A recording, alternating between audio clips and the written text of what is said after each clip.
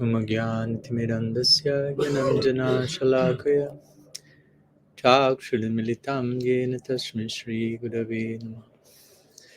Nam Shrishtam Manumapi Satyaputram Matra Sarupam Rupam Tasyagrajamurupurim Mathurim Gastavatim Radha Kundam Girivaram Maho Radhikamadhavasam Prapto Yasya Pratitha Kripaya Shri Gurum Tam Natasmi Vancha Kalpatarubhyascha Kripa Sindhubhyaiva Cha Patitanam Pavanebhyo Vaishnavebhyo Namo Namah Nikhila Shruti Molli Ratnamaladiti Nirajita Padapankajanta Aji Mukta Kulairupashamanam Paritashvam Harinam Samshrayami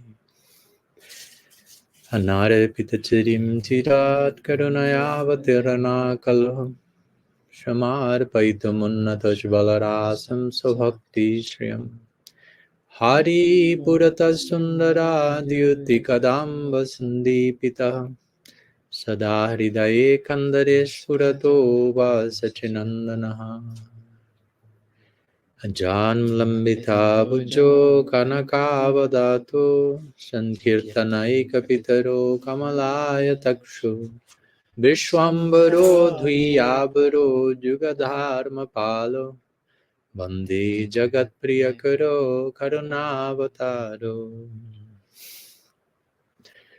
Nilam Bodhitate Sadasra Viraha Kshepam Vitam Bandavam Srimad Bhagavati Katha Madhiraya Sanjeevayam Bhatiya Srimad Bhagavatam Sadasanayana Ashrupayanai Pujayam Goswami Prabharo Gadadhara Vibhur Bhoyadmade Gadgati He Krishna Karuna Sindho Dinabandho Jagatpate Gopesha Gopika Kanta Kanta Namastute Radhe Vrindavanadishe Karunamrita Vahini Kripaya Nijapadabja Dasyan Mahyam Pradiyatam Bhaktya Vihinaya Paradhalakshaya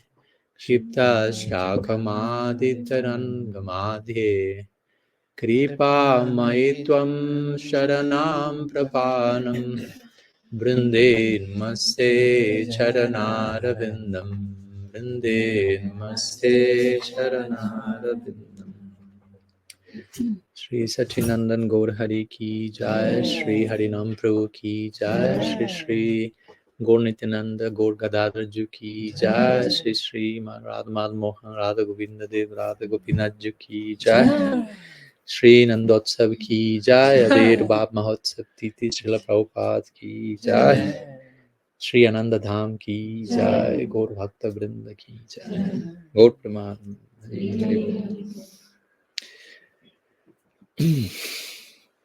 So Pranam to all, good morning, and thank you for joining us, and thank you so much, Krishna Chandra Prabhu, for the invitation and for accepting the invitation that has been extended to you. That's how you can make us an invitation, and hopefully we can extend the invitation to others. So anyhow, today we have decided to make some Ishtagosti, which basically means questions and answers. Ishtagosti, Prashnotara, different terms in Sanskrit to refer to this basically archetypal aspect of reality, where questions and answers are basically what keeps reality going on. Right? I mean, we could describe our whole life in terms of questions and answers. There's always some question and there's always some answer for that question, and that's what keeps us going, looking for an answer. And once the answer comes, a new question comes, and so on and so forth. That's at least the humble spirit that we are invited to cultivate as Gaudiya Vaishnavas, as spiritualists in general, never to reach a conclusive point where we will say, I have all answers, I know everything, I can give you a reply to any question. Someone tells you that, you offer pranam from some like safe distance. Because that's not what our tradition is about. No, it's a constant exploration of a reality that by definition is unlimited. So how much can we claim conclusive copyrights about infinity? That's in itself ridiculous. But that's the price to pay. We are approaching the infinite, as Srila Siddhar Maharaj will say. The price to pay is you are approaching the infinite, and the closer you get to the infinite, the more you will realize there's no limit to how much progress you can make. There's no limit. So I can never like colonize infinity. So I cannot go as yesterday. Someone was talking, I forgot whom, so many nice sadhus. I think you were talking about the flag. No? So we cannot go to the flag to infinity in terms of, okay, here I am, not like man landing on the moon. Okay, here we are. We conquered the place. And you cannot go to infinity with any flag. Infinity has its own flag, and we are invited to submit to that. So that requires lots of humility, because we are approaching something that is so vast, no beginning, no end. We can just Gyan prayasamudapasya namanta eva. That's what Brahma says, praying to Krishna. In approaching you, and he tried to approach Krishna, as we know, he tried to understand Krishna. He has pretty much good understanding capacity. He has 4 heads, not one. No, each one looking in different directions. So he's kind of the greatest scientist on the universe. No, he can really think. He tried to approach Krishna with those 4 heads, and the 4 heads, the results started like to spin like crazy. No? And he started to offer prayers to Krishna at the end, saying, those who say I know something about Krishna, oh, yeah, and kind of he said, I was one of those 5 minutes ago. No, I tried to do that, and now you see the result of that, how my heads are going crazy. No, and in one of these prayers, Gyan Prayasa Mudapasya Manda. No, completely rejecting this attempt to approach the infinite through my head exclusively. I reject that. We are not promoting don't use your head. We are just establishing a healthy boundary to the reach of our brain capacity in connection to the infinite. And he said, instead of that, namanta eva. Instead of trying to approach the infinite through my head, I will do something more intelligent with my head, which is namanta. I will put my head on the floor and I offer pranam. No? I will gain way more knowledge, much more knowledge by doing that. No? Lots of epiphany, lots of revelation will come that by trying to keep my head high and trying to understand everything. I tried that, Brahma says. I tried really hard, 4 times with 4 heads. It didn't work. Short circuit, collapse. So now I'm namaha, namaste, namaskar, and way more content is coming. So basically, that's the spirit of what we are trying to cultivate in sitting together and presenting questions and answers. And sometimes the question in themselves contain the answer, and we may not realize it. Sometimes I'm supposed to give the answer, but I may reply with a question, or your question may create the question for. We don't know. No? So it's not that I'm here to solve all your questions, and you are the questioners, and I'm the answerer, and I have no questions. Only you have questions. It doesn't work like that. No? We are all in the same journey together, with questions and answers, trying to open our heart on a daily basis more and more to the absolute. So that's it. Some little introduction to what we are supposed to be doing here. Confirmed. I was waiting for that. We have organized that today in the morning. Well, okay. So now the conch shell has sounded. We can officially begin. Yeah. So everyone is invited. If you have any question or topics you may like to go deeper about, we can try our best, or anything you may like to share. Yes. Remind me your name, please. Malte or Akim. You choose the one you like the most. More Malte at the moment. Okay. Okay. It's not easy. Totally fine. On the spiritual path, we are supposed to cultivate some santosha. So being not necessarily be happy, but be grounded in ourselves and be satisfied with what is around us. Mm-hmm. I observe in myself and also in my surroundings oftentimes this there is a downfall from satisfaction or happiness when we leaving places like this. Yeah, so we're coming here together and we somehow raising up our vibrations. We're getting it feels like we're getting more complete, so to say. And then when we are going out and we are not in the surroundings anymore, like a normal day life, so to say, there is this discrepancy between being happy and being confronted with the life that is surrounding us.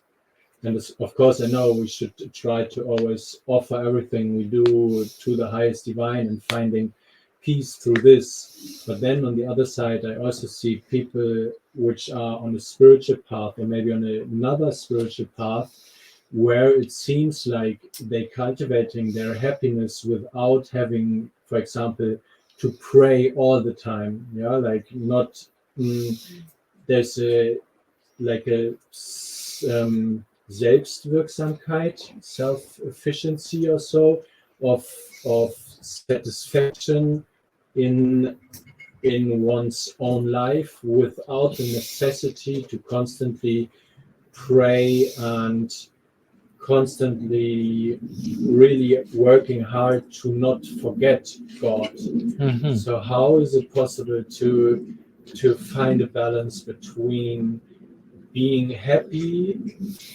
like self from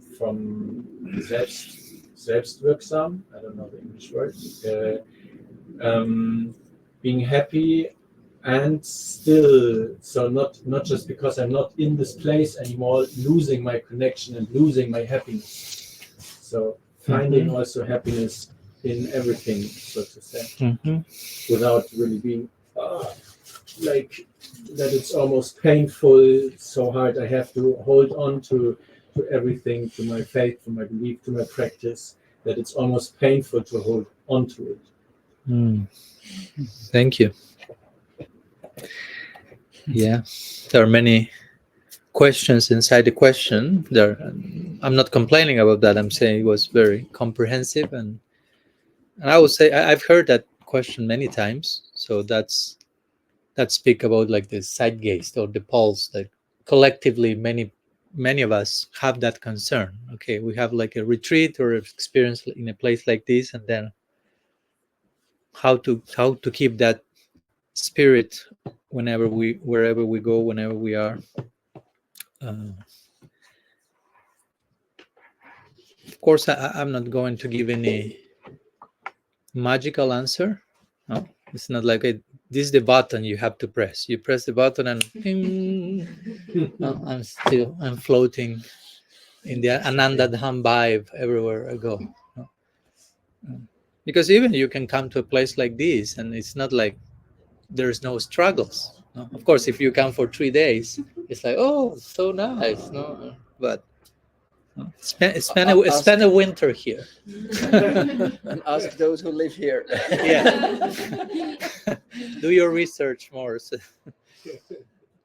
just to make, I mean, not to speak about the place, but just to be realistic about life and the journey, and everyone has struggles, because if not, we can develop this idea of only I am having these problems and everyone else seems so happy and so transcendental, and you kind of self exclude yourself, no? And that kind of isolates you and weakens you, and by the exercise of comparison you become further discouraged instead of feeling, okay, we are all in this, in the same, no? And sometimes it happens even in spiritual groups, when the official gatherings everyone seems like ecstatic and becomes like I don't know, let's go to church on Sunday, and everyone goes to church with their best face and their best dress, and everything looks like nice, but everyone is in one sense miserable, and they are going back to their homes but hiding their struggles. So nobody's sharing with each other, I have this struggle, I have this. So there's no vulnerability. And I've seen that sometimes in Gaudiya circles, like in the Sunday feast. Sunday feast it becomes kind of a parade. Like you go to Jai Haribol, nectar, go to, and I'm not saying that that's bad. I'm not saying that you can say Haribol nectar. I hope there is some nectar there. I'm not trying to push, hey, you have all to be full of problems and be, no, I'm not saying that. But at least we have to, to create and promote an open, safe space for sharing whatever needs to be shared in our journey, and not just building up a superficial type of exchange where everyone feels, oh, everyone else seems to be doing way better than me. Nobody has my problems, but everyone else is thinking the same thing about the other, till someone opens their heart and says, oh, I also have that problem. Oh, okay, we are all in this together. Whether it's a problem or a problem is, I don't mean like something bad. It's just like life, right? Trying questions, as we were talking before. I have questions. I may have doubts. Sometimes you may have a faith crisis. No, and that's not forbidden. That's the point. We should create a space in which people can feel free to say, I'm having a faith crisis. Like recently I was talking with a devotee and told me, I'm having my doubts that if Krishna is a person or not. And I appreciated his courage, right? It's not like, how do you dare to have that doubt? You're a heretic. Bring the whips here. Like, no. He was sincere. He was open. So anyhow, I don't want to go astray of the discussion, but it's connected. So, yeah, I will say one has a very, the idea of coming to a place like this, or the idea to have some intensive spiritual experience in a retreat or in whatever event, festival, pilgrimage, it's that we can, it's like the altar, right? You have darshan, the altar, but the idea is that then the altar closes, so to say, and you can keep the altar open in your heart, so to say. So wherever you go, you feel the presence of your deity. That's the spirit. And the Bhagavatam say the most neophyte devotees is God only in the altar. The altar closes, oh, God disappeared now. He's not anywhere.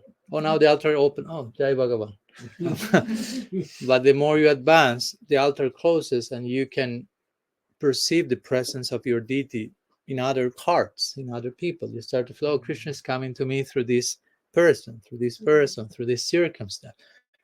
And eventually, the presence of your deity becomes universalized, and there is not a single place where Krishna is not. Of course, that's the goal. But in potential, that's the idea. And if you are finding Krishna everywhere, in one sense, you don't need to go to the temple because you are already there. You follow my point? Mm-hmm. Now, we have temples, we have churches, we have sacred spaces, and that's great. But sometimes we have to be careful when we create a sacred space. We have to remind ourselves we are creating this, so we remind each other how everything is sacred space. It's not that, okay, this sacred space, and then you go out of Ananda Dham and you are whatever in the jungle of, yeah. But in potential, everything is sacred space. When Krishna says in the Brahma Samhita, I'm in every atom. Again, it may sound theoretical, but in principle, the divine is in every atom. So how much can we say, this is not a sacred space, this is not a sacred place? No, so I know it's a challenge to, okay, how do I carry the impressions from a situation or place like this to my daily life? But of course, first of all, I'm choosing that daily life, whatever that is. I'm not saying that's bad. It's just we have to take responsibility. Like Like sometimes I remember once I was giving a lecture, maybe 15 years ago. I was talking about some topics, and one person raised his hand and was very agitated and told me, "Well, you can talk about all the things. You have time to study. You have time to practice. I don't have time for anything because I have eight kids." And he started kind of like to complain and shout, and he was becoming like, and I was like, what to say now? And the only answer that came was like, well, you chose to have 8 kids. I'm not saying it's bad. I'm just saying that's your choice. Take responsibility. I make my own choices and I have to take responsibility. It's not that I'm free from that, but do not take a choice and then complain about it. That's like a formula for eternal misery.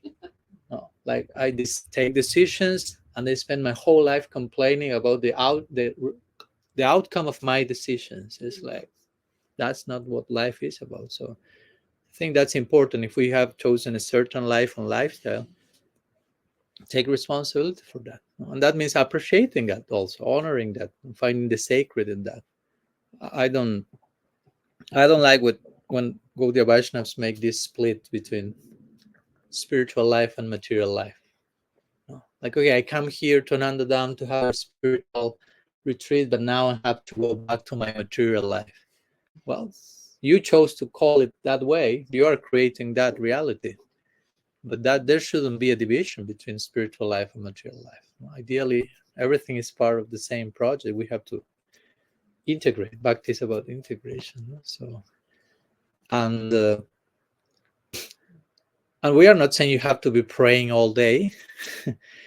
I wouldn't say that, but also at the same time we can be saying that, but not in the way we may think about it. I could tell, yeah, you should be praying all day, but I'm not saying you should be chanting rounds in whatever thing you are doing, but you should be relating to reality in a prayerful mood. When you are taking a shower, peeling potatoes, going to work, coming to Nandadam, every moment is a moment of connection with the divine. In that sense, we can be praying at every moment. Mahaprabhu said, Kirtaniya sada hari. Like, I always engage in kirtan, but that may sound impractical. How if you take kirtan only, like mridanga kartals, no, uninterruptedly kirtan is like I have to carry a mridanga wherever I go and not stop playing any moment. It sounds like a little bit impossible. So what does he mean by that? Krishna says in the Gita, Satatam kirtayantuman, the same. Kirtaniya sadahari, nityam bhagavata sevaya, always, forever, uninterruptedly doing all this. But it doesn't only mean pick your beat, your mridanga, only that's kirtan, only that's prayer, but what's going on inside of you, how you live your life, that can be a form of kirtan. If you live in Christian terms for the praise of the Lord, praise, kirtan. Your life is kirtan. Your life is prayer. Like I like to make this play of words in English, probably in German that's not possible, you let me know. But when someone who writes is known as a writer, right? Someone who, I don't know, someone who what? Teaches is a teacher, right? Someone who Preach. Okay, I don't like that word that much, but it's okay. Someone who preaches, it becomes a preacher. Someone who prays becomes that's it. There you have it. Someone who prays becomes a prayer. We have to become prayer ourselves. You got it? So that's a challenge, of course. That's invitation. So how do I connect with my daily life in a way that I become prayer? Now that every moment becomes a portal of connection with Krishna. I don't need to wait for the next Anandadam festival, the next Janmashtami, the next visit of whomever sadhu. Just wherever I am, Krishna is, as Krishna Chandra was saying, Krishna is inviting us. Krishna is knocking our door. Krishna is saying yes to us, waiting for our yes in return. Every moment. That's his unconditional love. That's the accessibility, the user friendliness of bhakti. But we have to remain aware of that. And of course, for that, we need some, I will say, some daily practice, some daily reminder, whether in the form of listening from sadhus, prayer, journaling, writing, studying, but something that brings us to mind. Because if not, it may sound romantic. Yeah, find Krishna in everything and become prayer. Like, oh yeah, well, it's not that easy. There are challenges in life. There is stuff. There is messiness. There are things, and yeah, I know that. I have my own. Nobody's free from that. So, but also we have to learn to find Krishna in those things. No, don't wait for Krishna just to appear in the ecstasy of a kirtan only. No, or coming from a helicopter and descend here in Ananda Dham, or have some like supernatural moment. Only there Krishna will come. Look for Krishna in the ordinary also. In one sense, that's the psychology of Braj. Braj seems ordinary to the common eye. It seems like that's ordinary. That village, those village people, uncivilized. Krishna doesn't look like anything extraordinary. He seems just like one more village boy. But you pay closer attention, it's like, what's this? Vaikuntha starts to pale in comparison. But you have to pay close attention. But he's in the so-called ordinary. Aprakrita means in Sanskrit. Aprakrita means it seems prakrita, it seems mundane, but it's supramundane. So, yeah. I always like this line from Thomas Merton. He's one of my favorite Christian mystics, and he will say, your salvation begins in the most ordinary moments of your daily life. In those moments when you feel this is the most ordinary thing could possibly happen, okay, try to find God there. That's a challenge. That's the invitation. He's even there. No, don't wait for just the super extraordinary ecstatic moment to say, okay, Krishna is here now. Krishna is everywhere. Try to find his presence and friendly accompaniment and love in every moment. In those moments that especially we label as material, mundane, ordinary, fallen, broken, long list. Krishna is even there, still especially there, we'll say. Yesterday, Arjuna was saying, I especially like this name of Krishna, Patit Pavan, the redeemer of the fallen.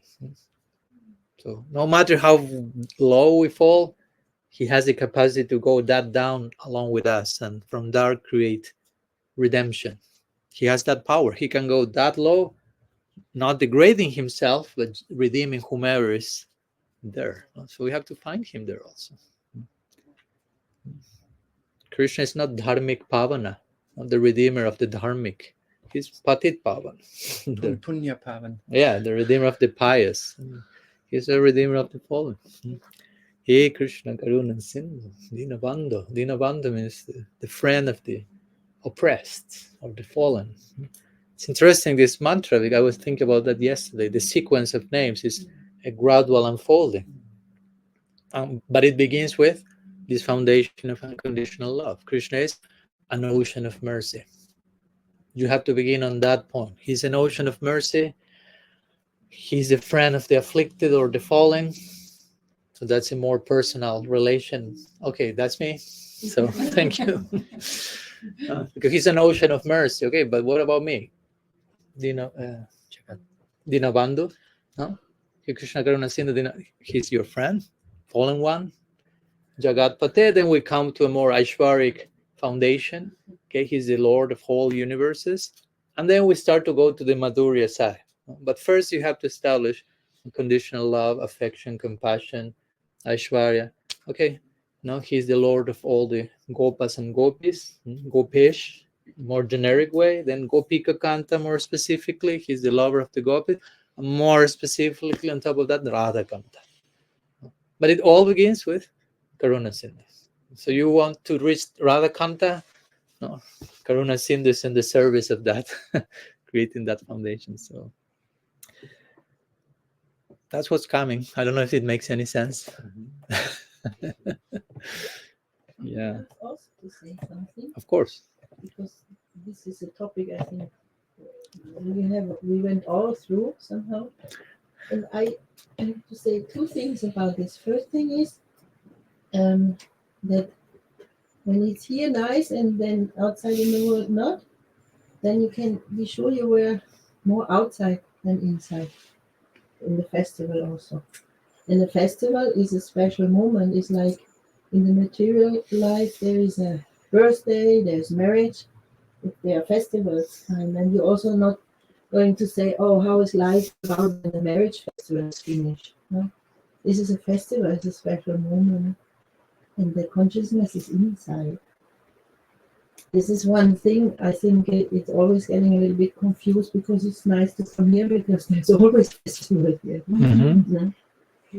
The other thing is, it's a special situation here. If you would let the devotees who are here in the daily life, they're working 8 hours, maybe it would be also different.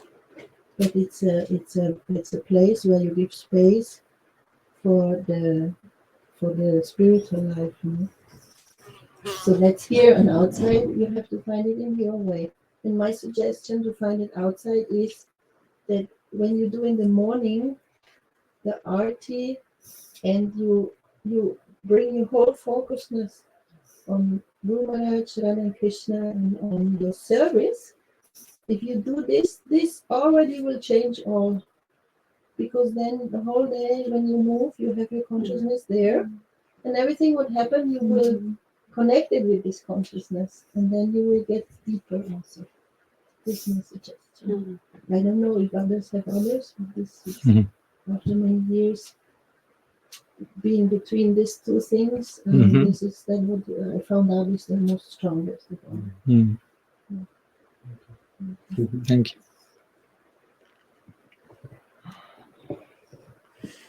Maharaj, I have a question. Can Yes. you say some words on contemplative prayer? Because I was reading a There's a whole chapter there in the book. I know, I was reading it, but I didn't completely understood it. I understood that it's like, it's not, we're not praying to ask Krishna for something, we're just open that we hear Krishna or something like that. But how, I don't know, I cannot just grasp it completely. First, Krishna Chandra, a few words on contemplative prayer. I do it very short.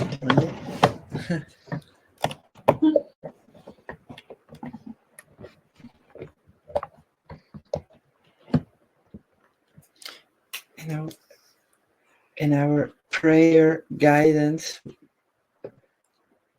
we know we had prayers like shopping lists. I wanted something, but we feel even if it will be fulfilled, the same emptiness is there. And then there is prayer for relief. I want to get rid of something, rebirth, for example, or pain or anything. But at one point, one understands it's still like turning. The turning point is the point of suffering itself. It's still around, everything centered around me. So then slowly one is like rising between above two poles, two sides. And what is left now, it's just, here I am, this tiny soul, and here are you. And then slowly something can happen. And I think it might be that there is not much communication in the beginning. Here I am, here are you. And this is why also the holy name is not a lot of personal words. Sometimes when persons try to translate the holy name, it's not, what is now the prayer of the holy name? You know, it's, Prabhupada said, here is your instrument. I'm ready, or something, you know. I'm ready for reflecting your love or something. But really, it's just, I'm in your presence, I'm in your embrace, I'm here. And it's like if all other prayers and decisions and wants and longings, like in these two categories I mentioned before, like fell away. Now, like a new dimension starts coming. And that's why I see personally like a holy name as a very, like an entering, or the essence even of contemplative prayer, because it's now it's about you, and it's like two persons who know each other so well. Sometimes they can just sit together, they don't need to talk, because understanding is there and it doesn't need words anymore. So this is the experience of the holy name.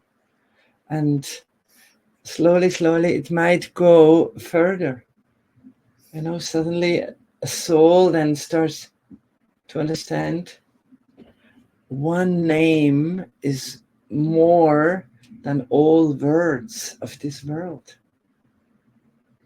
Bhaktivinoda Thakur even goes so far to say Harinam in essence is Ashtayam Seva, is the eternal seva in the spiritual world. But maybe this is just a little basic idea of, and Maharaj will just continue, of like the turning point shifts. And as long as I have some ideas how it should be, and I want to get rid of anything, it's still the same turning point. And now we discussed 2 days ago, like a spiritual understanding of presence in that, instead of just attaining and to go towards a goal, like a deep fulfillment in such a moment. So that is already there. So just a little, and now you. Yeah, thank you. Yeah, I appreciate what you, and we talked a few days ago on this idea of presence, and trying to make our practice more presence oriented than goal oriented, because sometimes when we orient our practice too much in terms of goal, we kind of become absent from where we are now. And in one sense, we lose sight that in one sense, the goal, in one sense, we may have not reached the goal, but the goal has reached us. Because our goal is bhakti. And bhakti reached us. So in one sense, the goal is there, but we have to be present to that. So prayer, as you were mentioning, Krishna Chandraji, it's a lot about presenting myself. Sometimes I think I described that in the book, in that chapter, like prayer is the state of one who presents to God, so to say. Like you are presenting, you're making a statement, an act of presence. Here I am. And with the willingness for adventure, and dialogue, and listening. Because as Krishna Chanda was saying, sometimes for us prayers, I'm coming with my long list of requests and demands and needs, and I want and I need, and give me and get me rid of, and I have lots to say, and it's me, and prayers and me only, like blah, blah, blah, blah, blah. And Krishna is reduced to a provider, a magical provider, no? And it's okay in one level. Krishna says in the Gita, Artha Jignasura Artha. Some people approach me wanting money, wanting knowledge, being afflicted, wanting relief. Everyone is welcome. We have to begin somewhere. That's again Patit Pavan. No? You come to me, worship me for getting your favorite car, no problem. Come on. Akama sarva kama bha moksha kama udharadi. Patan say Tibrena bhakti yogena jayata purushampa. Whether you are free from all desires, whether you have all of the desires, or whether you only have a desire for moksha, whatever your case, Krishna basically saying, come. It's okay, no problem. But I want a car. Come, I'll give you the car, and eventually I'll give you something more. First, you want the okay, yeah, you got it. Then I'll take away the car and a few other things, but give you the thing, the real thing, right? Well, because we have to understand also these statements in Shastra, Jasya Manugrina. I mean, you can get paranoid reading those verses. Now, Krishna, to him who I want to show all mercy, I take away everything from them. Gradually. Harishit Hadanam Shanai. Krishna said, I take away everything from you step by step. But take everything away basically means take everything away what is getting in the way. I'm emptying you from the things you need to be emptied so I can fill you with the real substance, the real, as Krishna Chanda was mentioning yesterday in the prayer he gifted us as a birthday gift. We want to make our hearts a kripa patra, like a vessel to receive mercy. But the vessel has to be empty in one sense. If it's filled with other things, as I think Arjuna was saying yesterday, quoting Sri Bhakti Vallabh Tirtha Maharaj, if your heart is filled with your own stuff and interest, Krishna wants to find some corner to enter. It's like there is no place. It's like brimming and overflowing with ulterior motives and separate agenda. He's not giving me any place to enter. So we have to become a kinchana. The Bhagavatam said, Tvama kinchana gochara. That's what Kunti said. Janmaishwarya srita sriviri ramanam puma. Hatya vidatum by Tvama kinchana gochara. You have to become proper translated that as materially exhausted. That's an interesting expression. Materially exhausted. No, it's a gradual process, but at one point again, we are not saying if you have a car, a family, a house, that's bad and you have only to become a Babaji in the cave. No, we are not saying that because bhakti is not renunciation oriented. Just making that point clear. No, we are not against grihastha ashram. We are not pro monasticism only. In our eternal life, my plan is not to be a monk in Golok Vrindavan. So we should be careful not to be too much against family life because that's our prospect in eternity. In its own way, of course. Right? So yeah. What I was saying. Prayer, long list of requests, all this stuff. We are, in those cases, we are kind of the main protagonists. So we are talking and talking, and so it's like in the beginning of the Bhagavad Gita, when Arjuna is having so much to tell Krishna about why he won't be fighting, and Krishna is kind of like listening. First chapter of the Gita is Arjuna's sermon to Krishna, Arjuna's discourse.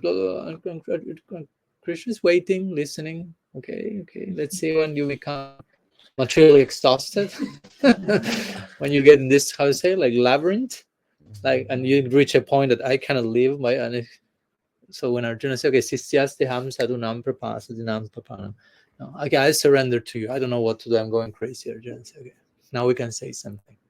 But if we are just talking, Krishna is like, okay, that's his monologue. No, there is no dialogue here. So prayer is not our monologue to Krishna and him being a magical provider. Thank you, Krishna. See you in my next monologue. No, in my next list. So at one point, again, it can begin there, and Krishna is generous enough to honor our list of stuff and provide. But gradually, the relationship should, like any relationship, should mature and grow, and it be reciprocal and allow the other person to talk, and we learning to listen. There's this famous quote by the Christian theologian Paul Tillich. He will say, the first duty of love is to listen. I like that. The first duty of love is to listen. If I love you or I want to love you, I will be willing to listen to you. If I'm not willing to listen to you, how much I love you. If I don't, you want to say something, I'm already saying something on top of that. It's like, that's not very loving. No? And we begin with Shravan, no? In one sense. Shravan, Kirtan, Vishnu. Shravan means also listen. And not only listening Harikatha in the class, but listening in prayer, for example. Being being attuned to listening at every moment. What's Krishna trying to tell me? So for me, big part of contemplative prayer is like entering to this space of deep listening, and trusting the one who is talking, so to say. Again, we have to have this foundation of Krishna is my unconditional friend. He already loves me, so I'm willing to listen to that well-wisher. And I want to practice listening. I don't want to feel the anxiety of having to say something always and having to request something always. I mean, many times I don't have a clue what do I need and what's best for me. So sometimes the more requests I bring, I can be more and more dangerous because if I'm not very clear about my actual interest, so I may need to listen and be enlightened about that. So many times prayer is about that. It's about us listening, not so much us requesting, us speaking. Sometimes silence is also prayer. Silence, as we were talking these days, Krishna in the Gita and the Bhagavatam, among all secret things, Krishna says in the Gita, I'm silence. The Bhagavatam says, I'm worshipped through silence. And again, silence doesn't mean nothing is going on. Silence means I'm doing silence to listen to those things that I cannot listen otherwise. I'm trying to bring down the noise, internal, and trying to enter into a space.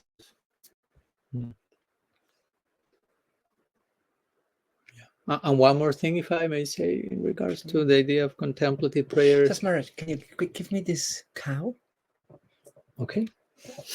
Just because what you said, I just looked at it, and this is exactly what Maharaj said. And so just,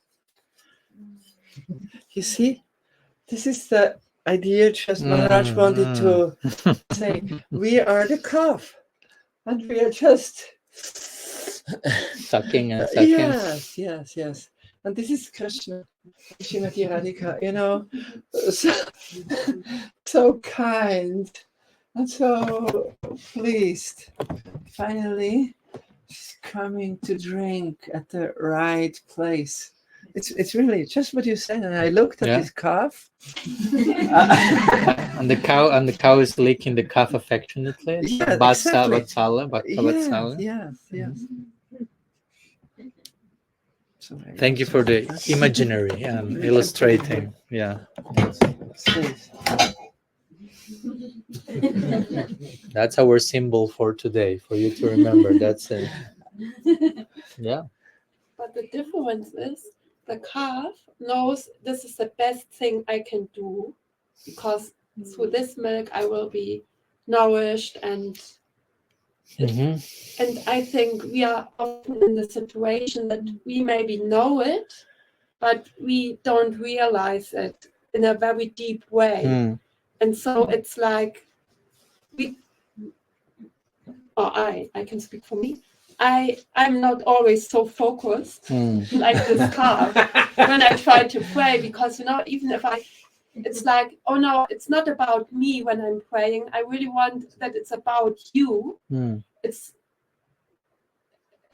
I can have this motivation and to believe this is the way of praying. I want to go more deeper, but it's not easy. It's not like, oh yes, I know this is the right way, or I think this is the way to really get absorbed in them, but it's not like to press a button and then it's like easy going. That's prayer life is hard to really get focused. It's a daily training. So, like Richard Rohr will say, prayer is a training in dying. No, in dying to so many things. We need to die internally and really being born and more focused and more absorbed and every day. No? Training, and letting go and being present. Yeah. And the last thing I want to mention briefly is that, again, I'm going back to the idea of prayer, of course, as a practice, but also as a lifestyle. That ideally extends to everything we are doing, ideally. this point that, okay, we are praying and we are trying, when we are praying officially and we are trying to listen to Radha and Krishna, to align with their will, to be present, etc. Also, for me, it's very important to, in order to make the prayer contemplative, so to say, to keep this, how to say, to keep this non-dual perspective in mind. Because our tradition is non-dual also, right? And be careful not to think non-dual means impersonalism, and we are not. We are against that. Well, we are non-dualists. Advai Gyan Tattva, Bhagavatam begins saying, reality is non-dual consciousness. By non-dual means there's one single reality. There's not something separate existing out of that. Whatever exists is contained into the one reality. And all of us are connected with that center. We call it Krishna. Bhagavatam says, reality is non-dual. Badanti tattva vidas tattvam jnanam advayam brahmeti paramadmeti bhagavaniti shabdyate. The reality is non-dual consciousness, and this way the sages describe it as Brahman, Paramatman, Bhagavan. So sometimes I'm saying this way because sometimes we think Brahman, Paramatma, Bhagavan are like three different people or something like that.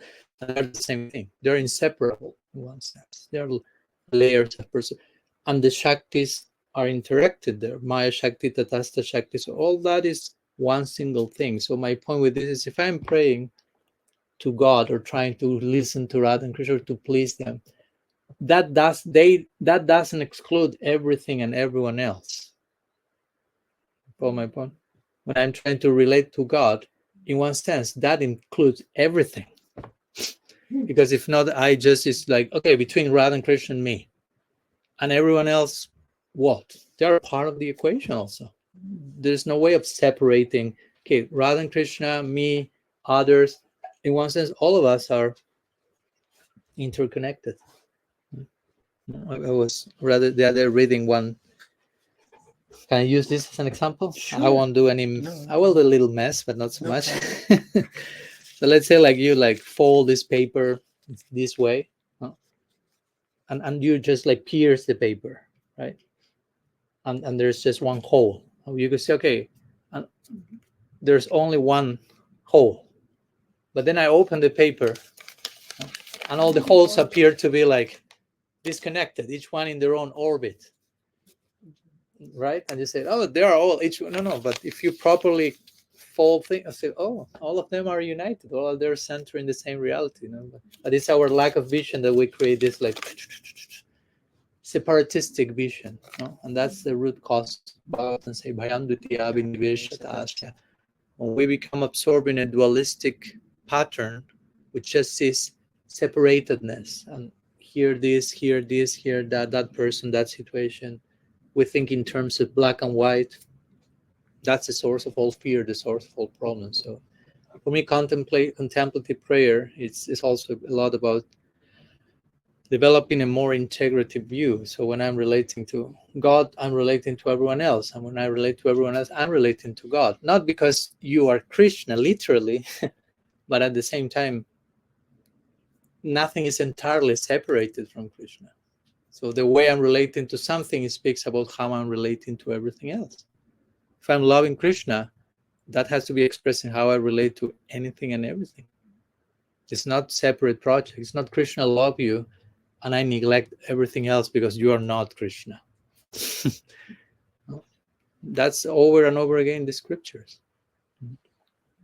These prayers of Kapila saying, if you worship the deity by mistreat other people, that's basically throwing ashes into the fire. You're losing your time.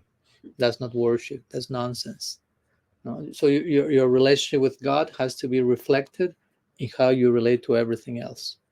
There's no way around it. And that's challenging. Because it's easier to say, Krishna love you and puja, and then you have to go and visit your mother or your grandmother-in-law, and it's like, oops. No, we find like, so then there we see how much we are actually relating to Krishna in a realistic way. And I'm not using Krishna just as an escapism. Like, oh, you're so sweet, so nice, so blah. but how much I'm able to see your presence everywhere else. So that's the challenge. It's not impossible. It's not easy either. It's just difficult. The middle point. So just I want to add that, because for me that's also connected with contemplative prayer. It's not just what I do in my hermitage a few hours a day, but what do I do when I wake up from that and I go out and I start to. That's where I will say, okay, let's see how real is your prayer life, so to say. Because you can become a professional, how to say, meditator or professional speaker, or professional anything, but how much we are walking our talk, as they say in the United States, how much we are living your message, that will be shown mostly in relationships, as we say before, in those ordinary moments. Let's see what comes in that moment. Anyhow, some extra thoughts. I hope that helps.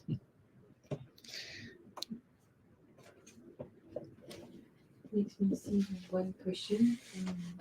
Yes. I'm trying to study fundamental text of Vaishnavism. I'm trying to study Isopanisad. But, Yes. So I wanted to speak of the first verse, introduction, The invocation. invocation, yeah, that's a beautiful verse. It's beautiful, but Yes. I mean the point. I read the words, I read the traduction, I read the commentary. I understand all the words, but I feel like there is a meaning behind it I just Mhm. can't get. Okay. So I wanted to maybe to speak with you. Huh. We could speak about it. Yeah. Yeah, that's one of my favorite verses. Om Purnamada Purnamidam Purnat Purnam Mudachyate Purnasya Purnamadaya Purnameva Vasishyate. So there is something with the word Purnam there. Right. It's not that the author has some problem of like redundancy, like he didn't know what to say. Okay, let's put Purnam all over. So that's somehow connected with what we are talking, right? Like Purna means complete or whole. No, not like whole. You fall into a hole, but whole. No. How do you say that in French, German? I don't know. Consent, complete. Yeah, complete. So this verse is saying basically everything is complete. There's this term. This is more contemporary, that is called holarchy. You've heard about that. Holarchy and holon. Holon means something that is complete, is with H. It's not a very famous word so far. The HOLON, holon.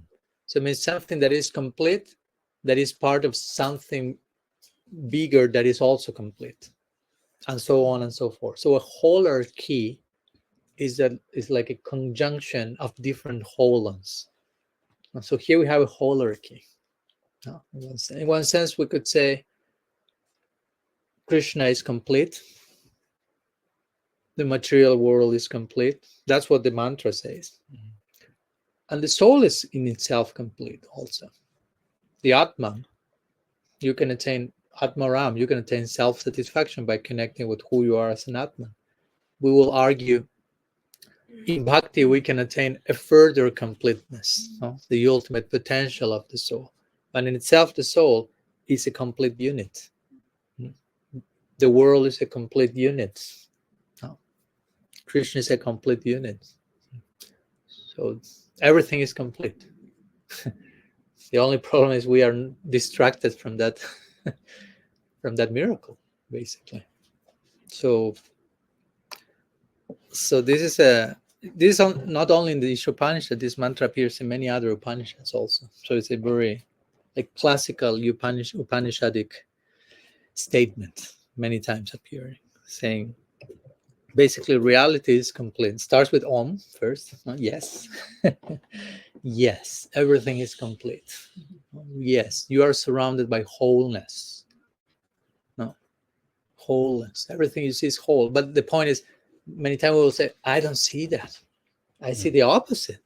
I see fragmented things, fractured things, empty things, and again, all that is a symptom of our level of distraction, because you are surrounded by wholeness within wholeness within wholeness, and I'm just seeing the opposite: emptiness, fragmented parts. I'm not seeing wholes, I'm seeing parts, separated parts instead of integrated wholes. But that's the vision that the Upanishads and Shastra is trying to take us. You have to see reality in terms of wholeness, holistic vision, not separatedness. And many times we have been very expert in promoting separatedness. Again, material world is so bad, it's horrible, you have to leave this place as soon as possible. You create some fragmentation there. You no longer see matter as connected with its source. You no longer see the world as sacred and divine. That's a problem. That's an anartha. To have a law, tattva vibram, that's one of the anarthas. To be bewildered about tattva, about what is what in reality. That's an anartha that has to be eradicated. Is anatta the translation? Anartha, well, anartha, we could say that's a false, literally speaking, anartha means false value. Artha means value, something which has value, purpose, and anartha means the opposite. So we are ascribing a false value to reality. Follow my point? Reality is in a certain way, but we are ascribing a different set of values to something which is different from what I'm seeing. So that's anartha. Of course, it has been described in different subcategories and groups. There are endless ways of distorting reality. But the main point is that reality operates in a certain way, but we are seeing something else. That's what we call illusion or Maya. Maya means that which is not, basically. That which cannot be. It seems it is like that, but it's not like that. It seems that it's possible as you are saying it, it's not possible like that. So my point is, I think we need, in our practice, in our tradition, to bring way more of this wholeness aspect and this reconciliation with life and reality, instead of like dividing and fragmenting and categorizing and saying only whatever. What's going on in Golok Vrindavan is good and everything else is damned or something, instead of saying this is whole, this is complete, this is perfect. I'm just missing the connection. Sambandha. That's probably my favorite word. One of them. Sambandha. Sambandha, Gyan. In our tradition, we have Sambandha, Avideya, and Prayojan. Right? Prayojan is as with divine love, and so on and so forth. Greatest necessity, as we talked yesterday. Avideya is the practice that will take me there, so to say. But Sambandha is the initial knowledge to orient myself in life and practice. Like I a set of values to orient my life.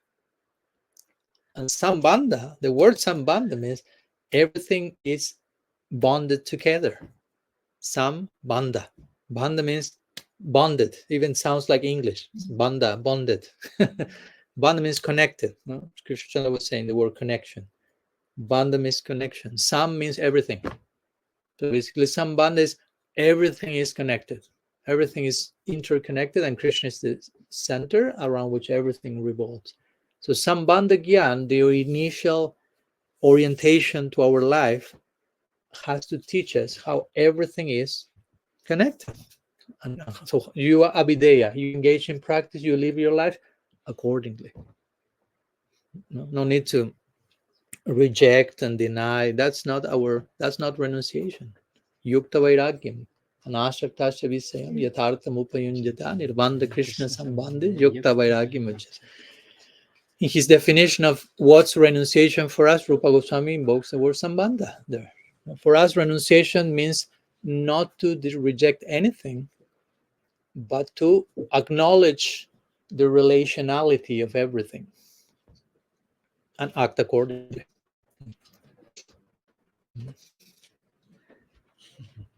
Bhaktisiddhanta Saraswati Thakur said the same thing in his song Vaishnav Ke. He said, whatever you find in this world, are all ingredients for the service of Krishna. Everything you see is potential paraphernalia in the service of God. And yeah, he says many more things. When you properly relate to the objects of the world, they reveal themselves as non-different from Madhav himself, from Krishna. This type of words, like, what? That's what the sense of Thakur. I'm not making that up.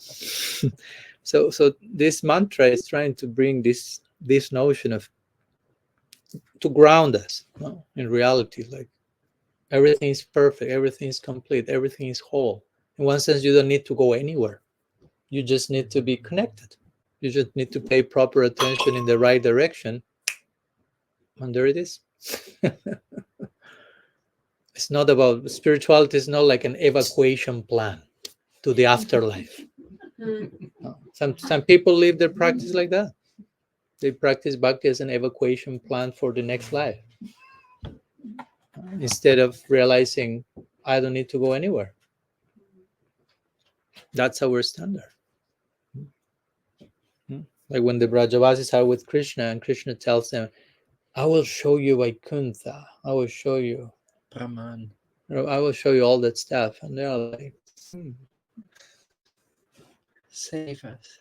sir, Save us. we are fine here. Yeah, that's great. Let's continue here. There's nothing else to, that's basically the psychology. Yeah.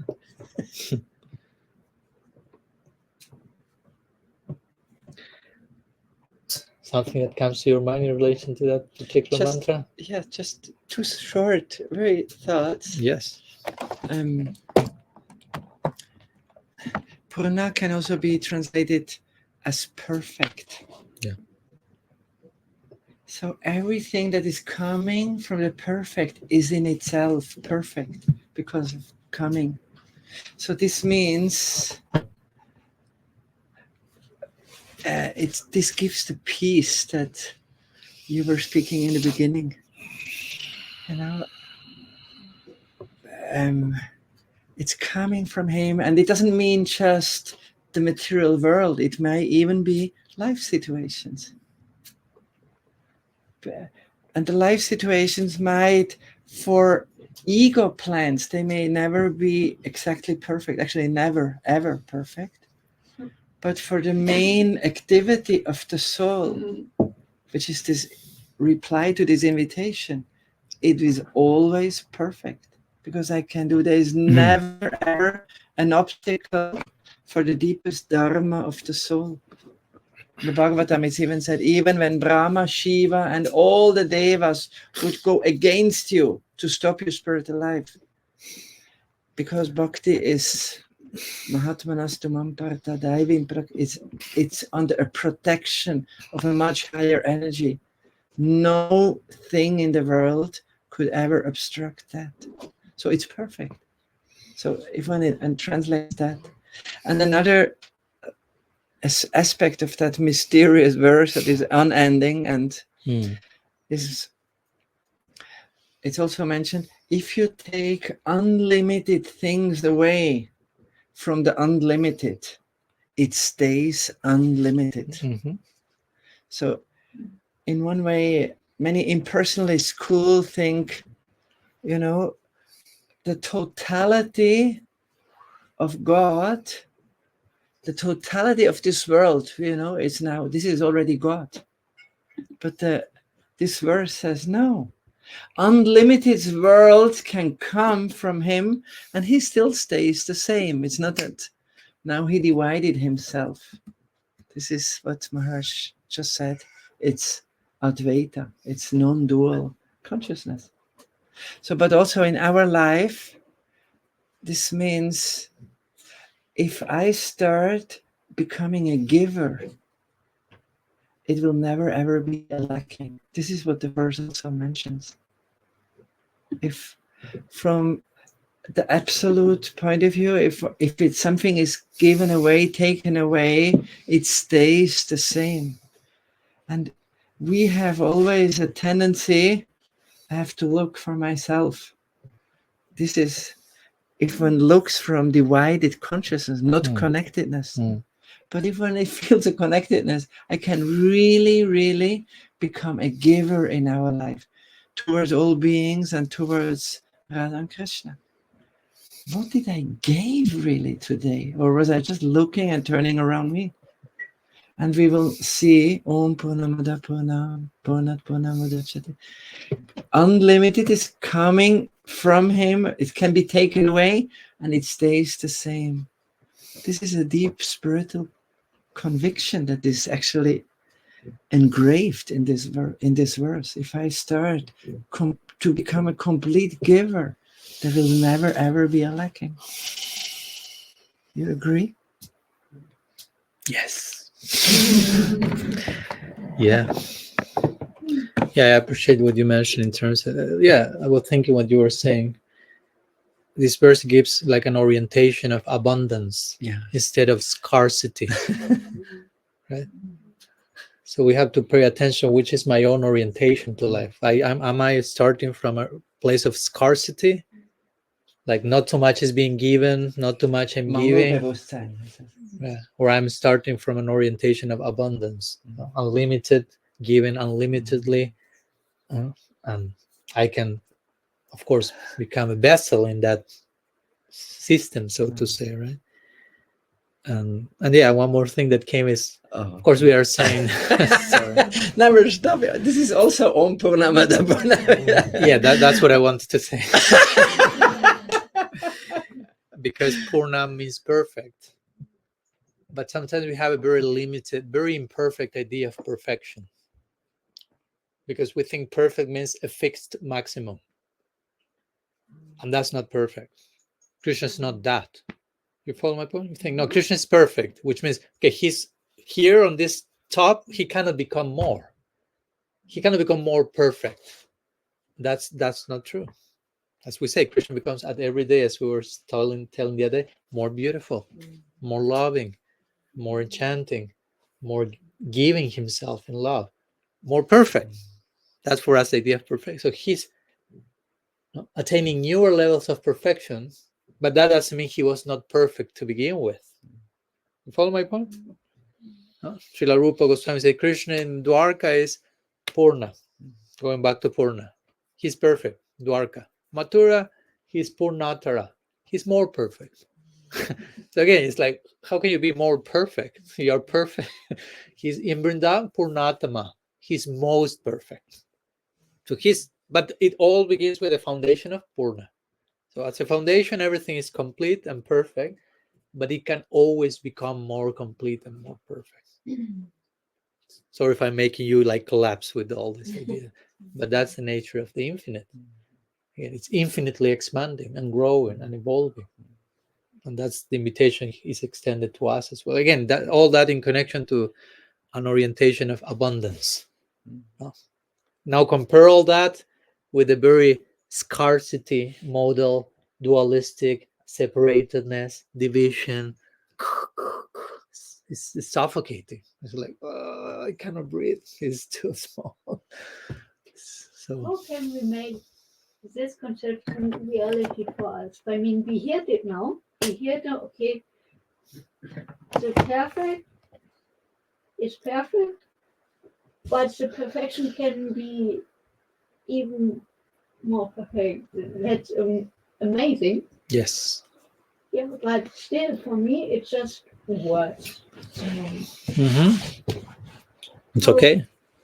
But I mean, I'm not trying to. We cannot just receive the full experience of that, but at least it makes sense what I'm saying to you, even if it's words, even if it's theoretical, it makes sense. Yeah. So that's the important thing I will say. No? I mean, it makes sense, and on that foundation, we practice and we live reality, and we try to relate to Krishna, knowing he's that I don't understand yet, but I accept, and gradually a realization will come. How everything can become more and more perfect. No? But I will say that also even in this world, let's take like a more limited example, if you will. I don't know. Every day you see the sun, or if you live close to the ocean, you watch the ocean or this beautiful landscape. And in one sense, one could say, well, it's beautiful. Someone may say even it's perfect. But, and it's not that every day you see and it's like, oh, it's already it's the same thing. Oh, it's so boring. Oh, the same sun, the same ocean. I won't look. I'm tired of looking at that. It's like, oof, saturating me. It's too much.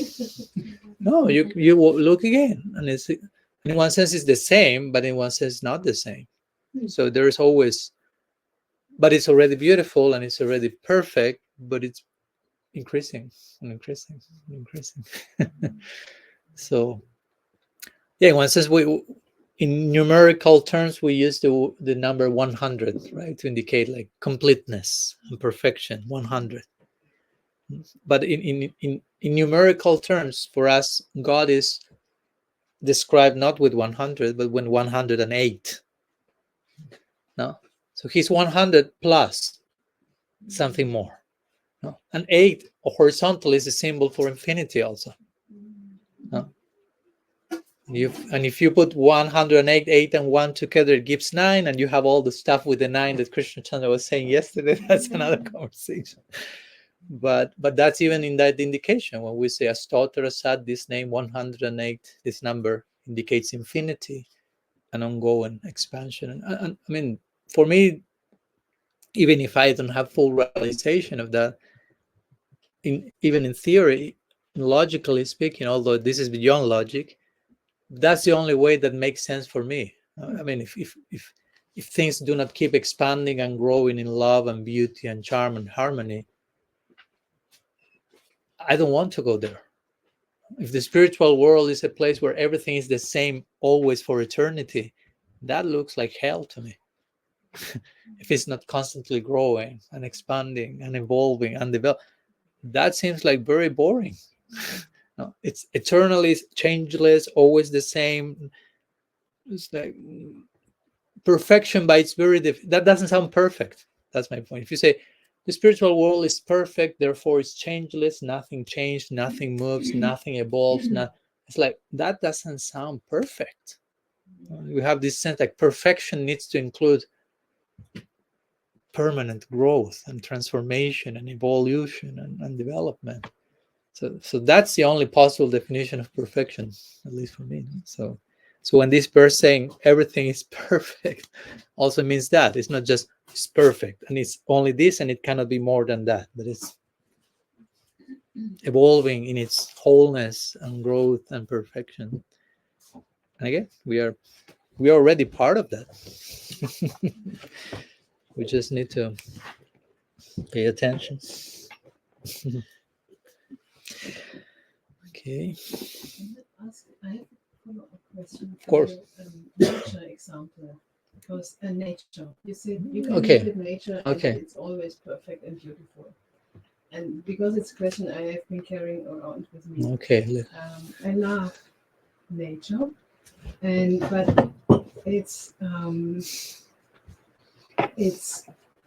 a creation of God. It's not God itself as a person. When I look at nature, it's His energy basically. Mm-hmm. So when I go out in nature and enjoy it, I enjoy it for myself.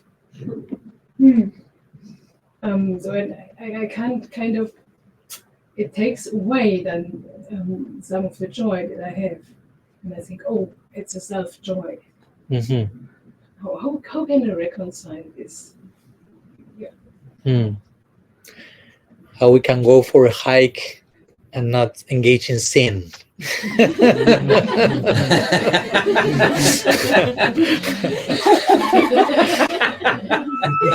Let's put it more specifically. Can we still go for hikes, Maharaj? Or that's no longer? Is that legal or not? It's legal. So how you go for hikes without degrading yourself more and more? Thinking, thank you. Okay, that's part of the answer. Yeah. I'll Yeah. pick a flower for you and bring it back. Yeah, for me, the actual sin, if you want to use that word, which I don't like to use, but anyhow, the actual problem in all that is when we see all the things separately again. Now, I mean, if you are in nature, but you understand what's nature, who you are, and how you are not an isolated unit that exists for yourself by yourself, and now you're in nature, like extracting for you.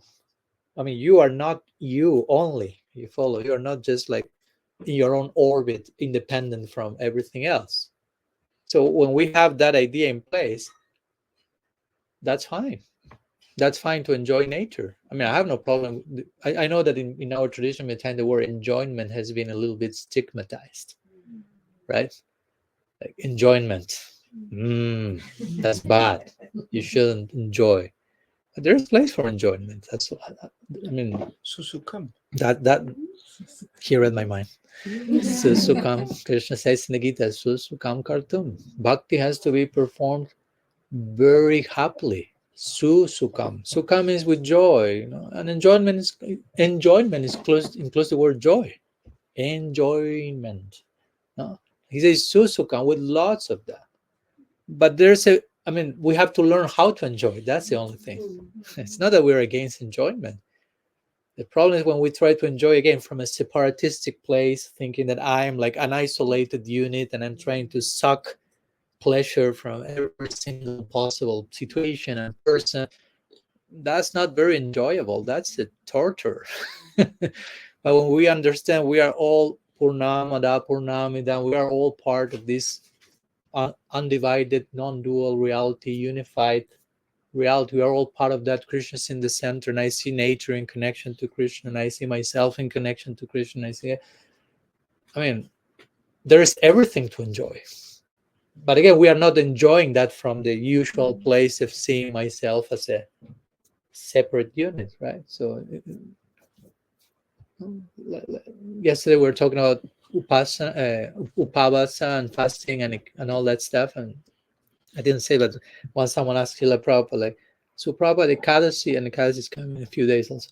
Ekadasi is about fasting? I said, no, Ekadasi is about feasting. No. He was kind of shocked by the question. Fasting? No, feasting. Like life is celebratory. It should be a celebration. Kirtan means celebration, basically. So I will say that. You know, if you are in nature or anywhere, there is a legal form of enjoying everything as long as you acknowledge what you are enjoying and who you are, and it's never like a one-directional thing that I'm taking from the other, but it's always relational because everything is related to each other. So it's not that I'm taking for me, that's it. No? Like I'm in relationship with Krishna, I'm enjoying my friendship with him. That makes me an exploiter of the Vaishnavas? No. Follow. If not, I go neurotic, like, excuse me, I'm happy with our relationship. I know I should feel sad, I should be suffering. And he will look at me, he will laugh like crazy, like he's doing now. Like, you are crazy, Mara. What's going on? Relax. Susukam. Let's have a good time together. There's place for that. So we are relating among each other, and nature is a person ultimately. We were talking yesterday after lunch. You ultimately, if there's consciousness, there is a personhood, a sense of personhood in everything. If you have an experience with someone, or there's some person there. So we can enjoy a relationship with a person, we can enjoy a relationship with nature. Actually, proper enjoyment means, again, not exploiting and taking, but giving and receiving and reciprocation. It's not only given either. That's another important point, because sometimes in our tradition, of course, there is the giving part, the serving, but we should learn to receive as well. Dadati pratigrinati, guhyam akyati prichati, bhungti bojati. Rupa Goswami says, okay, let's talk about love in exchanges. He talks about giving and receiving prasada, giving and receiving gifts, giving and receiving your heart to each other. He doesn't only say giving. He says giving and receiving. 50%, 50%, half of the equation. So we are in nature, we are receiving so much also. And we should learn to honor that. It's not that I'm enjoying in terms of selfish exploitation. I'm honoring the gift and I'm humbled by that majestic, beautiful energy. And of course, I try to give back in one way or another. So, does it help? Yeah. Okay, let's go for a hike later. Yeah.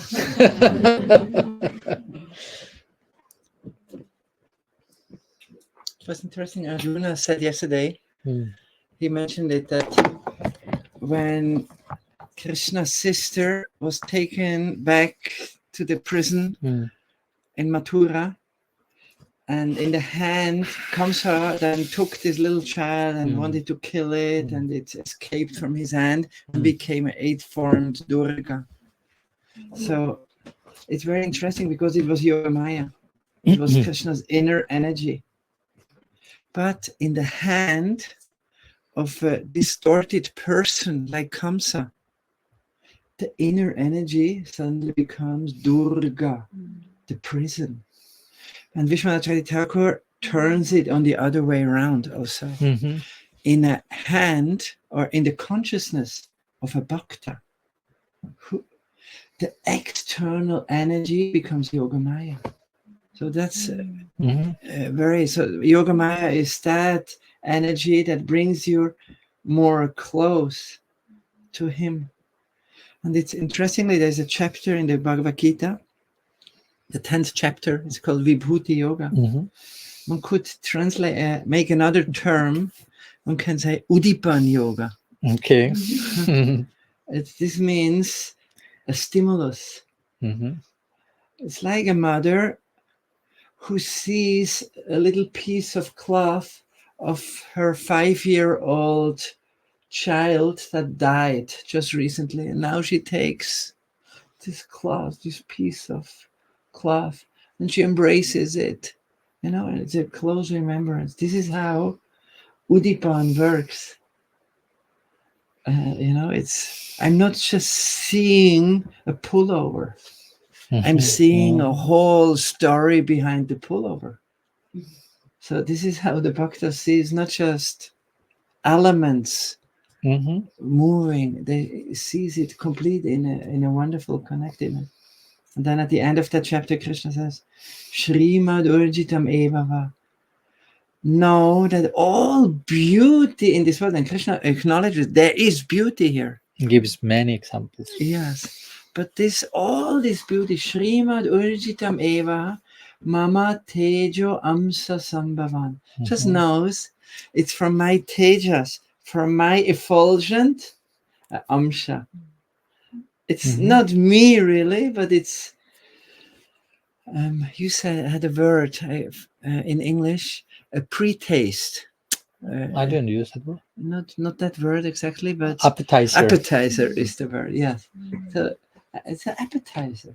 All this beauty is the appetizer for a real beauty. And then Krishna says, I can summarize it. Ekam sena stidho jagat.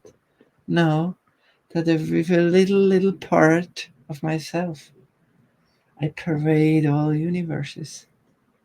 Then comes the verse that Divyangana said, Om Purnamada Purnam, but this little part is a whole on. It contains the whole. Thank you. Thank you. Udipan Yoga, I like that one.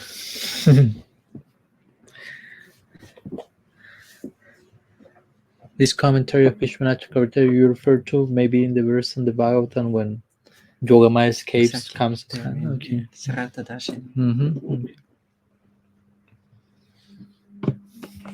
Something else before? Yes. I just had a very interesting conversation with Nilay about Nimai, sorry, about offenses. And I would like to know your point of view on offenses when it comes to, for example, wanting to visit sacred places, or just in general, like how to deal with offenses if it's maybe some compulsiveness in it, for example. Yeah. Because last week we have every Saturday we have with some Sangha Ishtagosti online. We talked about that. That was kind of one of the main themes, because when I was asked by another devotee, Prabhupada disciple, she's editing a book, and in that book there seems to be some like strong emphasis on You can of lose things. offenses. You can fall from prem. That was a little bit too much. And anyhow, I won't go into those details. The lecture is there online just in case. But the main point was that I personally, I don't feel that much. I mean, I think that sometimes we can make too much emphasis in and create a fear-driven orientation to practice, in which you end up practicing bhakti only to avoid offenses. Like you become almost neurotic about the possibility of making offense almost at any single step of in every breath you're taking is a potential aparadha. Sorry if I'm kind of exaggerating a little bit, but I've seen that. And the devotees become neurotic, paralyzed, nervous, intimidated, and the whole thing of bhakti is a nightmare, it's fear, it's potential hell, and I can lose everything at every moment. And again, the idea of Krishna being an ocean of mercy disappears completely. Krishna's unconditional love disappears completely. All these assurances that Krishna Chandra mentioned before, and we were quoting these days, Krishna saying, I provide what you need, I'll protect you, you will never perish if you are honest and sincere, disappear. And we become more like, it all depends on me not making offense at any moment. And it's such a... And probably you will end up leaving the path at one point because it's too much. Who can tolerate that? But that's not the path. Susu Kam Khartoum. Again, Krishna said, bhakti has to be performed with joy, not with paranoia or neurosis. That's not bhakti. I don't want you to end up in a mental health hospital, like in the name of bhakti. So in the name of, but I avoided all my apparatus. And you are like, no, like, it's like, no, that was not the idea. No. So, of course, with this, I'm not one to go to the extreme of just relax. There's no possibility of aparadha, do whatever you like, and it's okay. I'm not saying that. But also, I'm not going to the other extreme, which like aparadha and aparadha and aparadha. And be careful with aparadha. And don't make aparadha chanting. And don't make aparadha going to the dhama. Don't make aparadha worshiping the deity. And this is the list of 64 potential aparadhas. Memorize them and don't do them. Because if you do them, this will happen to you. And it's like, whoa. Instead of having a positive orientation of address the chanting, address the puja, address the parikram from a place of positive dedication, love, openness, humble, humility in the context of Krishna's unconditional love. If you go from that place, I will say there is no possibility of making aparadha. I mean, there may be some technical things you may not know, but I wouldn't make that of an aparadha, so to say. If you have the heart in the right place, and let's say one may say, there are some technique you shouldn't, I don't know, put your feet on the body of a Vaishnava, let's say. Okay, but you didn't know that, and you end up doing that. You didn't know that. So that's not aparadha. You follow my point? But if you know that's not ideal and you still do it, that's another thing. But if you don't know it, I mean, even in Shastra say, okay, we hear about meat eating being not very favorable. But Shastra says, if you eat meat without knowing that that's not so favorable, the reaction is not the same. So there are different types of reaction according to your awareness. So it has more to do with how much I'm being hypocritical and I know things, but I act as if I don't know them, or I really didn't know that and I end up doing something wrong, quote unquote. So in terms of visiting the dham, I would say if one goes with a sincere heart of honoring a sacred place, of open to the connection with the local sadhus and trying to be respectful, that foundation already is protecting oneself. And there may be details that we come to know in time, but for me, those are details. They're not the basic principle. If you go with the heart, aparadha means against love. No, aparadha, aparadha. No, to act in a way that goes against love, like you're attacking love. You're biting the hand that is feeding you, as they say. I would say if you don't have that intention, if you're actually sincerely not wanting to do that, that's it. And you are open, praying, receiving mercy, and willing to learn, you will learn whatever you need to learn, and that's it. We may do some mistakes in the way, but if we have the intention not to make them, it was not intentional, we learn about them, we change, we continue. That's how I try to like simplify the whole thing, so we don't enter into whole trip, guilt trip, and you're going to the dhama and you are more terrified about, I may be killed by a thunderbolt there because of so many aparadhas I may commit there unconsciously. And it's like, relax a little bit. You are not in the dhama if you're thinking like that all day. You're trapped in your mind, fear and neurosis. That's not the dhama. So that's what I will say. I know that not everyone will say the same thing. Nimai has an argument. He comes to Purva Paksha now. I know you're not saying aparadhas are not important, Mm-hmm.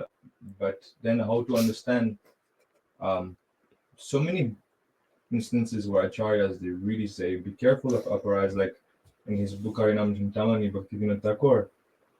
And before coming to the 15th chapter, we're speaking, but he's before saying this aparadha, be careful of this aparadha, this aparadha, this aparadha.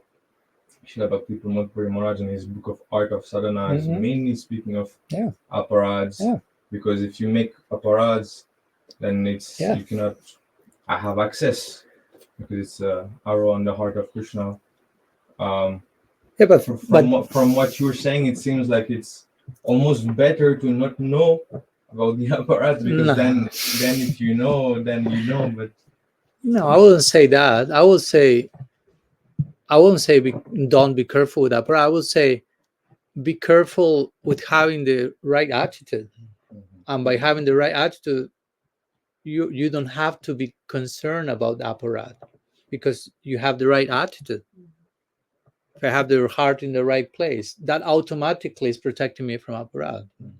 Because be careful with aparadha is more, again, a negative orientation. I mean, I understand what you mentioned, and I'm not denying all that our Acharya have said. But I think we have to take that in certain context, which is, it's not so much about, while chanting, try to think what not to do. You follow my point? I'm chanting, I'm like, I shouldn't do that. I should avoid this, and I should avoid that. No, try to think what to do positively, and automatically that protects you of what not to do. So it's an indirect way of talking about not to do, be careful with this. It's indirectly talking about what should be done. Because if not, we make the whole bhakti experience a negative oriented practice.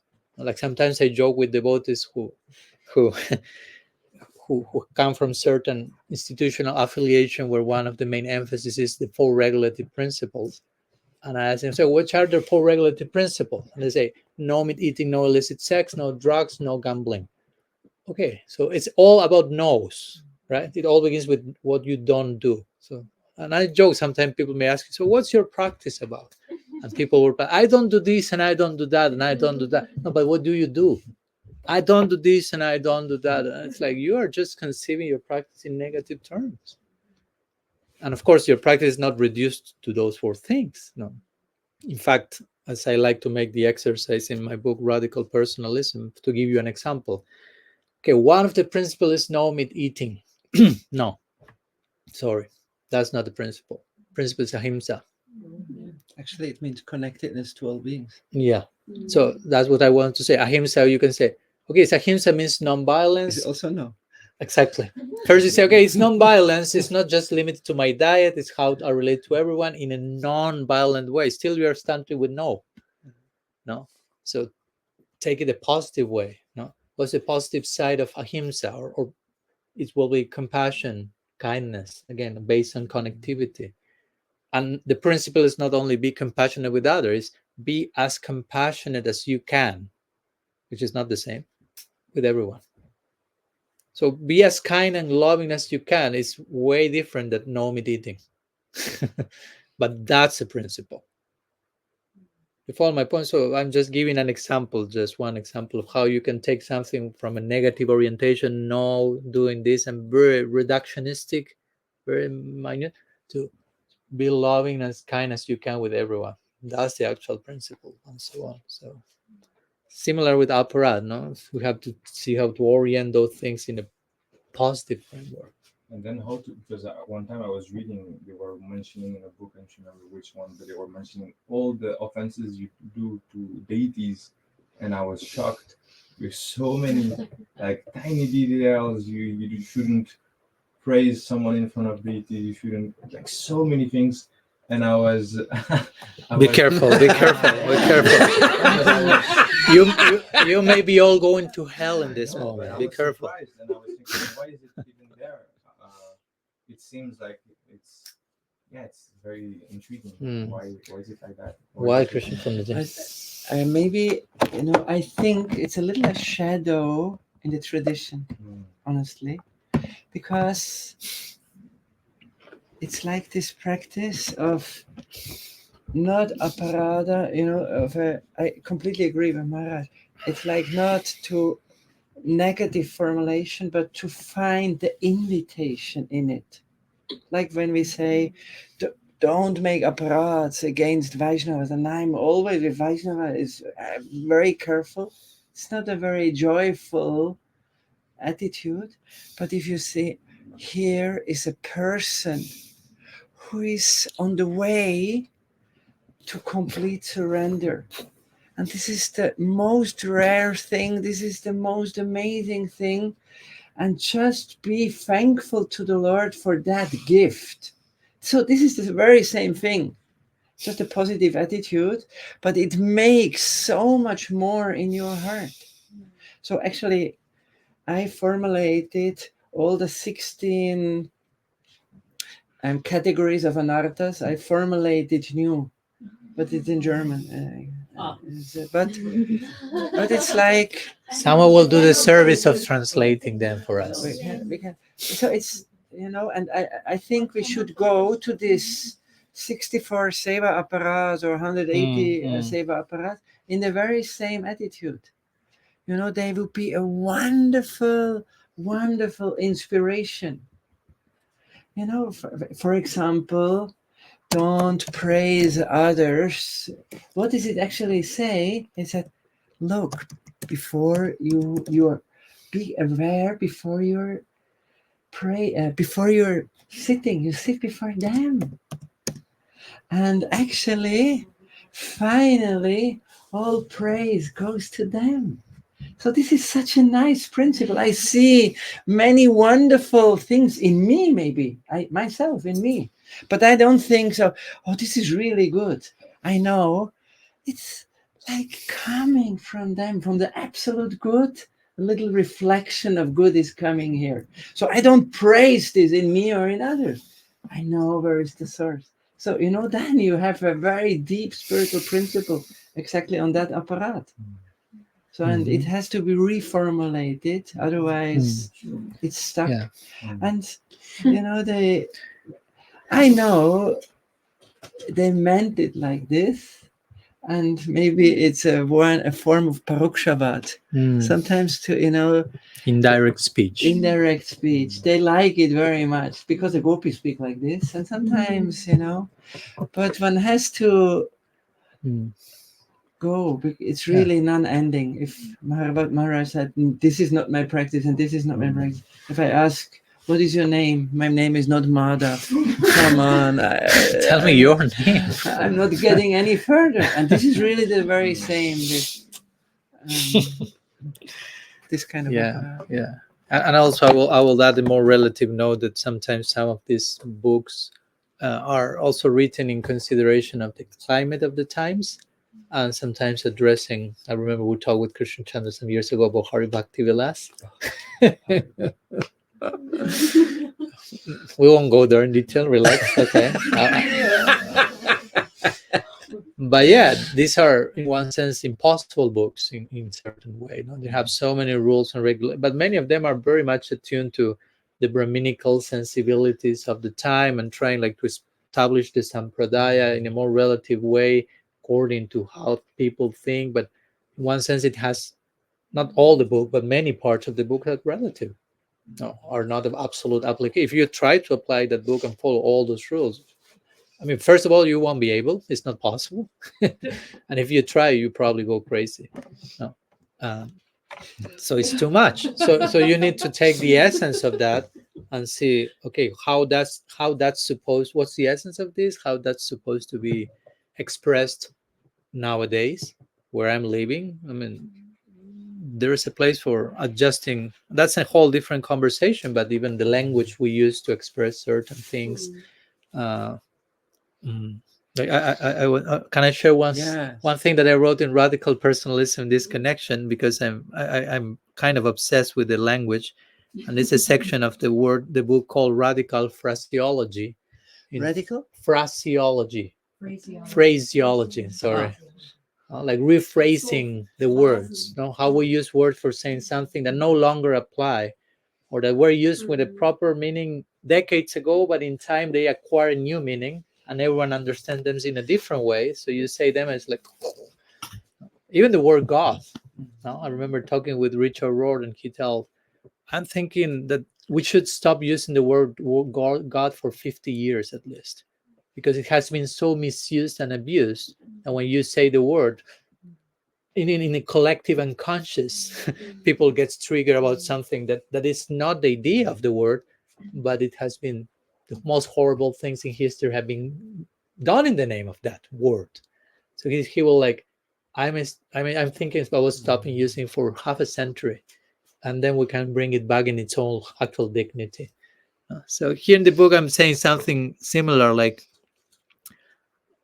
for example, giving two examples of how we can use the language to say something, and how can we say the same thing in a more compassionate way. Let's put it that way. So one idea, I start with the worst option. And that may be normal for some, hopefully not. But this offensive entity has acted in a demoniac way, and therefore has to urgently purify his evil heart and be submissive instead of resorting to his false ego. I've heard that a few times, or worse even. And you can say the same thing, reframe the same thing, like this dysfunctional human being has unresolved trauma, and therefore it's in deep need to express his vulnerability and engage in some shadow work. I'm using some psychological terms here, instead of merely resorting to his intermediary and identity. Instead of using false ego, I like to use intermediary identity. So again, yeah, different word. I'm just an example, but sometimes we may need to stop using certain words or re-explain them, or create new words altogether, depending. Because sometimes we may try to give a nice message, and you use that wrong word, and it's interrupted all the understanding of the audience just for one word. Everyone's like over. So it's delicate. It's delicate. Language is powerful. Yeah. Does it help, Nimai? I'm still confused, but it does help. Okay. But it is very confusing for me. Because why? Like, What's the confusion that remains, so to say? Like, for example, we were quoting Sridhar Maharaj a lot in these last few days. Yeah. And he's really saying a lot, we are slaves of the truth. Mm-hmm. And I feel like sometimes, I don't know, I feel like sometimes taking a word of an acharya and saying, maybe this is not applicable. I mean, if I do this for myself, if I'm saying, maybe this is not applicable for me in this time, I feel like I'm denying the truth, and I'm kind of like, trying to find another way. And I don't want to do that. I want to sincerely follow, and at the same time, I completely understand what do you mean, the energy where you're coming from, and it makes sense to me, and I want to believe it. Yeah.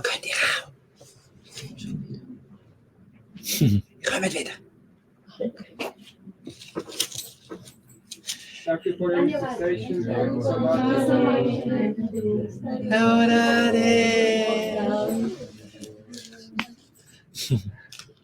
Yeah. Yeah, I mean, Srila Maharaj is the same person who will say, we are slaves to the truth, but he will say, quickly he will add, we are slaves, let's say, divine slavery. He used that term a lot, I acknowledge, I accept that. But he immediately will say, Krishna likes slaves very much. And again, it starts to sound like, what's that? And he said, he likes slaves so much that he himself becomes a slave of his slaves. So that changed completely the whole context. Because for us, slave means I'm the slave and my master is not my slave. My master is a slave in me. But here you have a master who is a slave of his slaves. You follow my point? So we have to be able to, when we find those statements, be expert in playing out the implication and seeing them in bigger context. So yeah, we are for divine slavery, but in that land, everyone is a slave of love, as we were talking yesterday. Everyone is a puppet of love. If you don't want, if you have, not you, but anyone has some deep trauma for whatever reason with the word slave, I understand it. And you don't need to use it. It's okay. I mean, there's also a place for some of Maharaj. Sorry, that word really triggers something deep in me. And I have nothing against the word. I have nothing against Srirasima, but in my situation, that word is too much now. Hopefully in time I can heal and it's okay, but I need to use another word. And it's okay. You are not betraying the parampara. You are just acknowledging your own situation and limitations with self-acceptance and compassion. And it's not that you're making aparadha or like cherry picking whatever is more comfortable for you. It just one has to acknowledge one's own adhikar, one's own capacities, one's own experience. And that's beautiful in its own way. The Bhagavatam says, "Swe dikare janishta saguna parikirtata." To acknowledge which is your adhikar, which is your capacity, your eligibility, is real virtue, real beauty, Bhaktivinoda Thakur will say. So that has a beauty in itself. It's done from a genuine, sincere place. Again, it's not that you're finding excuses to not do what you know you should do. So. And so how to, like we're saying, put the words in the acharyas, understand what is coming from the context, what is applicable now, and what would be laziness, or like, okay, some person can say, okay, this is not applicable. Like one is good, is like, okay, learning how to be practical, learning how to be practical and do it nicely, and the other one would be just saying, okay, this I don't like, so I would say this was from the context, how to do it nicely and not I don't know if it makes sense. Yeah. Krishna Chandra. I think hermeneutics, how to understand a statement, is one of the highest, the science of interpretation is something wonderful. And it's a highest art. So, and I learn it with mature Vaishnavas, and they have a spiritual intensity, but they have a very broad and soft heart. They don't become like distorted or separate, alienated from themselves. So I think this is like the word slave. He translates it as das. You can also use it servant. Yeah. It's but I know Sridhar, why is he using the word slave? His servant is okay. Yeah, I'm a servant of truth, but you be completely sold to the truth. It's a certain intensity. Yeah, I'm a servant of truth. I can make it too casual. soft. Yeah. So it's something wonderful. But what Maharaj said, some persons have. I don't want to be that. So but what is the application? What is the real meaning? It's a great art. The whole Bhagavatam. What is the language? It's samadhi, bhasha. It's the language of deep love and absorption in Radha and Krishna. And now it's translated through languages, and we have very, very different understandings. So it's when maybe one of the biggest arts to bring a soul slowly home to the realm of love. And one can also make that end with strange language. Then it's not the path anymore, so then it's something which is like killing you.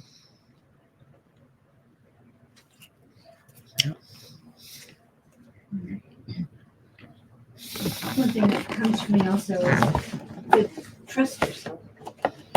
You know, you seem to be a very sincere person. So allow yourself, you know, that trust in your judgment. That sounds dangerous, but Teresa. If you find that We're not used to hear those things very often. I thought we shouldn't trust ourselves in any way. I'm playing the devil's advocate but here. it was ourselves, you know, you chose to be here. You chose to be here. You've already made choices based on trusting yourself that have brought you here. So continue to trust yourself in your sincerity. And Krishna gives the guidance, the Guru within gives the guidance. And if you find that and then judge the reaction, judge what comes from your choices. Are you becoming more soft-hearted, more loving in yourself and your relationships? Are you becoming harder or more distant, feeling yourself more isolated? Judge the tree by the fruit.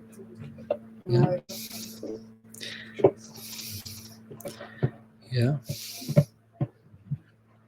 Amen. That's how I understand when the Bhagavatam says sometimes you have to be your own guru.